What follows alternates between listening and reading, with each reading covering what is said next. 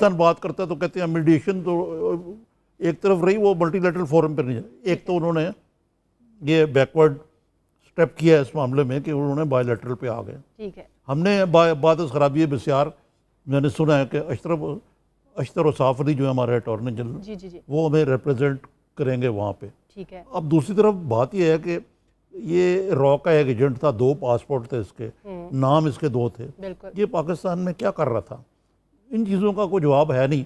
और ये एक बहुत बड़ा, कहते हैं कि वर्ल्ड वॉर 2 के बाद सबसे बड़ा इंटेलिजेंस कू है कि आपने एक बंदे को रंगे हाथों पकड़ लिया। सही। तो बजाय कि इंडिया इस बारे में कोई थोड़ी बहुत कुछ लो और कुछ दो करे, वो हमें मज़ीद प्रेशराइज कर रहे हैं, कॉर्नर कर रहे हैं इसमें। ठीक है। और लेकिन इसका कोई, मेरा नहीं ख्याल कि ICJ से भी कोई हतमी नतीजा निकल सकेगा। ठीक है, ठीक है। इजहार साहब आप क्या कहेंगे? जैसे कि निजामी साहब ने कहा कि इनके पास कोई जवाब नहीं है, कि पासपोर्ट। निजामी साहब, मैं पूछना चाहता हूँ जी जी प्लीज। जी, मैं निजामी साहब से पूछना चाहता हूँ कि आपके ख्याल में क्या अशतर औसाफ अली साहब अप्रोप्रिएट लेवल है उनका, या हमें कोई बैनुल अक़वामी शोहरत का कोई वकील करना चाहिए था? उसकी वजह यह है कि मेरा ख्याल है कि जो आप बात कर रहे हैं ना, मैं आपसे 100% मुत्तफ़िक़ हूँ कि इसमें हमें को बड़ा अच्छा वकील करना चाहिए था। लेकिन वक्त कितना कम है, 15 तारीख को। 15 तारीख तक तो हम उसको ब्रीफ ही नहीं कर पाएंगे। अक्सर लेकिन निजामी साहब पहले पता तो था कि 60 दिन का टाइम दिया है, तो इसमें कुछ ना कुछ तो करेंगे ना इंडिया वाले। ये देखें, ये हमारी नाकस प्लानिंग है इस मामले में। मैं एग्री करता हूँ आपसे कि कोई इंटरनेशनल रिप्यूट, इंटरनेशनल लॉ का माहिर वकील होना चाहिए था। ठीक है। इसमें एक हमारे वकील है अमर बलाल सूफी साहब, जी जी, वो मैंने आज उनसे बात करने की कोशिश की, पता लगा वो कहने लगे मैं ऑलरेडी बैरून मुल्क हूँ। तो मतलब है कि ये मामला हम ऐसे ही कोई डंग टपाओ तरीके से करेंगे तो नतीजे भी डंग टपाओ होगा। ठीक है जी। गुमन साहब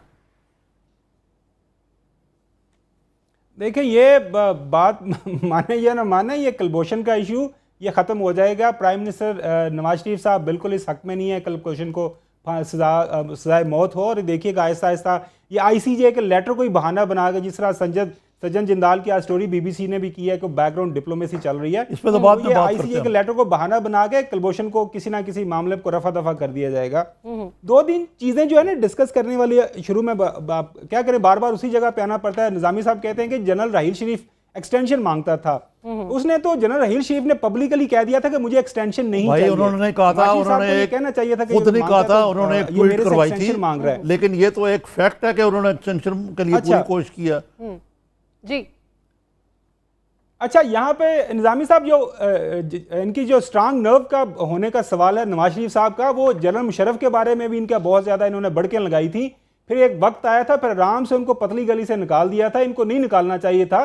जनरल मुशर्रफ ने तो जो सारे काम किए हैं, कानून तो आइन तोड़ा, उसके बाद 12 मई का वाकया और बहुत सारी चीजें थी। मेरे ख्याल में उसका ट्रायल होना चाहिए था, उनको फिर आराम से निकाल दिया। अब मसला ये है कि अब चले मान लिया सही सारी चीजें, हम ये डॉन लीग भी भूल जाते हैं। चौर निसार ने कहा था कि यह खबर छापने से हमने दुश्मनों के हाथ मजबूत किए, हम वो भी सारा भूल जाते हैं। लेकिन कम से कम अवाम के साथ कुछ चीजें तो शेयर कर देना, कुछ थोड़ा सा बयान कर दें कि जी ये मामला थे, फलाने की जिम्मेदारी थी, फलाने ने किया, दिस एंड दैट। इतना ना करें, एक तरफ कहते हैं कि नेशनल सिक्योरिटी और एक तरफ कहते हैं कि जी बिल्कुल अब कुछ भी नहीं हुआ था। ठीक है, इस मुल्क के अवाम मासूम हैं, बेवकूफ हैं, आपकी बात मान लेते हैं। अभी भी जिस तरह प्राइम मिनिस्टर नवाज शरीफ जब भी जिस भी जलसे में जाके कहते हैं मांगो क्या मांगते हो, जो मांगते हो मैं आपको देता हूं। हम मांग रहे हैं बिजली, चौथे साल में 7,000 मेगावाट का शॉर्टफॉल आ रहा है। बजट में जा रहे हैं 1500 अरब का बजट डेफिसिट है। ये हुकूमत के अपने जो अपने फैक्ट्स दिखा रहे, फिगर्स दिखा रहे हैं। बजट में पूरा प्रोग्राम करेंगे, आपका तजारती सारा है। अब टाइम कम है, जरा आगे चले आप। 6 अरब डॉलर का आपका चल रहा है, वो सारे करंट अकाउंट डेफिसिट है। बिल्कुल पता नहीं कहां से क्या मांगना है और क्या देना है। जनरल मुशर्रफ साहब को सजा देने का या प्रोसीड अगेंस्ट करने का जो इन्होंने कहा है, तो मैं वही बात करूंगा जो एक आशिक ने अपनी महबूबा से कही थी कि उल्टे उल्टे मुतालबात न कर, जिंदगी इस कदर रईस नहीं। ठीक है, जनरल ठीक है। मुशर्रफ साहब को सजा देना, आप किस इर्तिका के स्टेज बाय स्टेज जाएंगे उस पर। बिल्कुल सही है। गुमन साहब ने कहा था नाज़रीन के ये मुकमुका हो जाएगा, कोई ना कोई बात जो है उसको लेकर ये मामला हल हो जाएगा, कुलभूषण वाला इसमें से कुछ नहीं निकलेगा। लेकिन फौजी क़यादत का ये मौक़िफ़ है कि कुलभूषण के मामले पर किसी किस्म का कोई लेन देन नहीं किया जाएगा। इस पर बात करेंगे निज़ामी साहब से, लेकिन ब्रेक के बाद।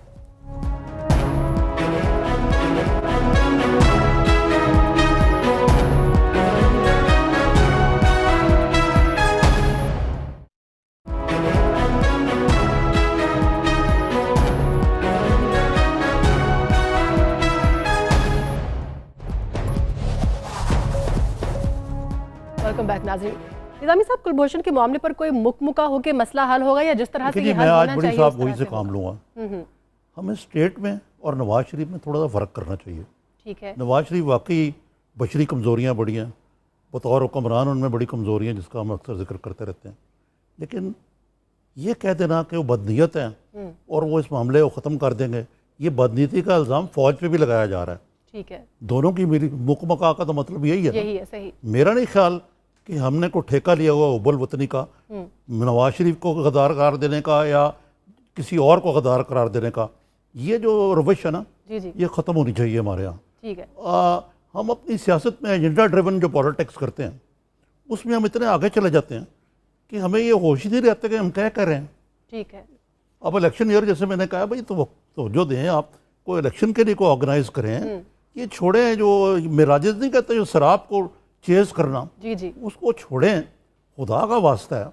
को मुल्क के अंदर कोई अकल के नाखुन दें बतौर मीडिया में चाहिए, लेकिन हम एक ही उसमें हाट में पड़े हुए कि जनाब ये हो जाएगा, वो हो जाएगा, तबाह हो जाएगा सब कुछ, ग्लूम एंड डूम।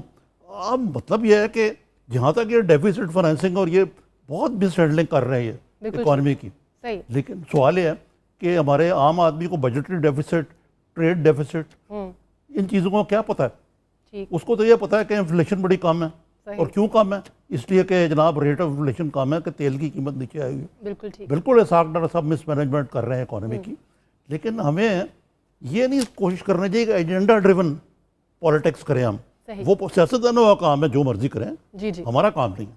ठीक है। इजहार साहब, सरताज अजीज ने कहा है कि इंडियन दरख्वास्त का जायजा ले रहे हैं, क्या रिस्पॉन्स होना चाहिए पाकिस्तान का, प्रेपरेशन क्या होनी चाहिए इस हवाले से? जितना हमारा रिस्पांस होना चाहिए था वो नहीं है, क्योंकि शुरू में जब इंटरनेशनल कोर्ट ऑफ जस्टिस में भारत गया है जी तो पाकिस्तान ने चाबुक दस्ती नहीं दिखाई और इनका रिस्पांस ज़रा ठंडा था। सरताज अजीज साहब का एक बयान भी बड़ा ढीला ढाला सा था। अब ये बात बिल्कुल सही है निज़ामी साहब की, मैं इसको एंडोर्स करता हूँ कि किसी भी सियासी लीडर पर गद्दारी का या उसको गैर मुहब्बे वतन नहीं कहना चाहिए। अभी पेमरा ने एक टीवी चैनल को जुर्माना किया है क्योंकि उसके किसी प्रोग्राम में 2 सियासतदानों को गद्दार कहा गया था। इसी तरह मैं समझता हूं कि किसी मुसलमान को काफिर भी नहीं कहना चाहिए जब तक कि हमारे पास कोई ठोस उसका सबूत न हो। अब एक वजह होती है, लोग जब इस कंक्लूजन पर जंप करते हैं तो उसकी भी एक वजह होती है। अब जिस तरह ये जंदाल का जो मीटिंग है, ये अब हमें इस पर गौर करना चाहिए कि वजारत खारजा ने उस पर कोई कमेंट नहीं दिया, लेकिन उनकी साहबजादी ने कमेंट दिया कि ये वो 2 पुराने दोस्त हैं। अब जब शकूक और शुबहात पैदा होते हैं तो फिर लोग जो है ना, people they jump over the conclusions और फिर वो बातें कहते हैं कि जो नहीं कहनी चाहिए। लोगों को दीवार के साथ लगाना नहीं चाहिए। मेरा ख्याल है कि वजीर आजम साहब, देखिए बैकडोर डिप्लोमेसी वाली बात इसलिए अजीब लगती है कि बैकडोर डिप्लोमेसी जो है वो वजीर आजम या सदर के लेवल पर नहीं होती। जहां तक मेरा नाक़िस इल्म है, ये रिटायर्ड जर्नैल, ब्यूरोक्रेट्स या इस मौजूद में हमने बात ट्रैक 1 ट्रैक 2 ये हमारे एजेंडे पे है। बात फिर फाइनल बात ऊपर आती है। ठीक है, ठीक है जी जी। मैं ये बात कर रहा था, मुझे निज़ामी साहब ने बात बुला दी कि मैं ये अर्ज कर रहा था कि वज़ीर आज़म हाउस को या हुकूमत को एक एलामिया दे देना चाहिए था कि ये जो मीटिंग हुई है जंदाल के साथ, उसमें ये इशू डिस्कस हुआ है, ताकि लोग जो हैं वो अंदाजे लगाने पर मजबूर ना हो जाए। ये मैं अर्ज कर रहा था। ठीक है जी गुमन साहब। देखें सुमेरा, पाकिस्तान की हिस्ट्री है, सबके सामने है। मैं भी 40 साल का हो गया, सारी मुझे काफ़ी, मेरे भी इल्म में काफ़ी चीज़ें हैं। 71 का हादसा हुआ है, अगर उस ज़माने में कुछ जर्नलिस्ट थे, उन्होंने कुछ चीज़ें बयान की तो बयान की होंगी, वो जो अवामल हुए सबके सामने हैं।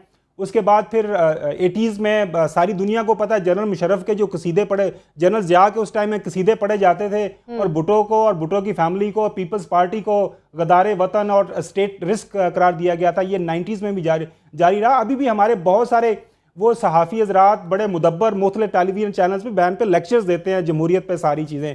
लेकिन जमहूरियत क्या है?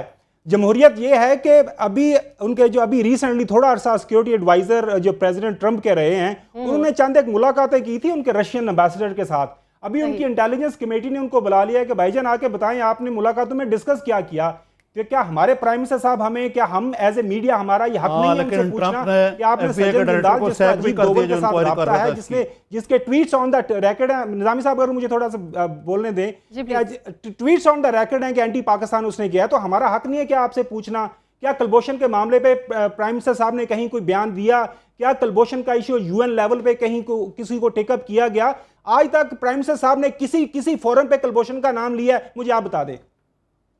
क्या कुलभूषण ने एक्सेप्ट नहीं किया कि पाकिस्तान के अंदर एंटी स्टेट एक्टिविटी में इन्वॉल्व रहा है? क्या पाकिस्तान के अंदर उसने दहशतगर्दी नहीं की? क्या पाकिस्तान में मासूम लोगों की जानें जाया नहीं? उसका जवाब मैं नहीं दे सकता कि क्यों उन्होंने दिया या नहीं दिया, लेकिन हमें बेनिफिट ऑफ डाउट देना चाहिए। ये तरीका कि जनाब पहले हमने, इन्होंने खुद बड़ी अच्छी तारीख बयान की है जी जी, और इनको शायद पता होना, जितनी उम्र है ना घुमन साहब की 40 साल, उतने साल से मैं जर्नलिज्म कर रहा हूँ। ठीक है ना? अगर उनका मेरी तरफ इशारा है, मैंने आज तक, अगर आज तक किसी नहीं, मैं रिकॉर्ड मैंने किसी आमिर की हिमायत की वैसे जी प्लीज नहीं, बिल्कुल सर, मैं आपकी हरगिज आपकी तरफ इशारा नहीं है मेरा। ठीक है, ब्रेक ले लेते हैं। ब्रेक के बाद सुमेरा जी प्लीज, इजहार साहब जी प्लीज। हाँ सुमेरा, मुझे बात करनी है जी प्लीज। मैं बात कर सकता हूँ? जी प्लीज। मैं ये कह रहा था कि माहौल काफी गर्म हो चुका है और इसमें 40 का जो है ना, 40 साल की उम्र, वो बड़ी इंपॉर्टेंट हो गई है। वो मुझे शादी का शेर याद आ रहा है कि 40 साल उम्र अजीजत गुज़श्त, मजाजे तू अज हाल तिफली नगश्त, कि 40 साल के हो गए हो लेकिन मिजाज अभी तक बचगाना है। ये मैं घुम्मन साहब को नहीं कह रहा, वैसे मुझे शेर याद आ गया। अब ब्रेक ले ले। ठीक है, ब्रेक ले लेते हैं नाज़रीन। घुम्मन साहब तो बहुत मैच्योर और माशाल्लाह। ठीक है, ब्रेक के बाद वापस आएंगे नाज़रीन, तो बात करेंगे कि सज्जन जिंदाल की और वजीर आजम की जो मुलाकात हुई थी उसके ऊपर काफी तनकीद की गई थी, उसके ऊपर डेवलपमेंट क्या है, पेशरफ्त क्या हुई है। ब्रेक के बाद बात करेंगे।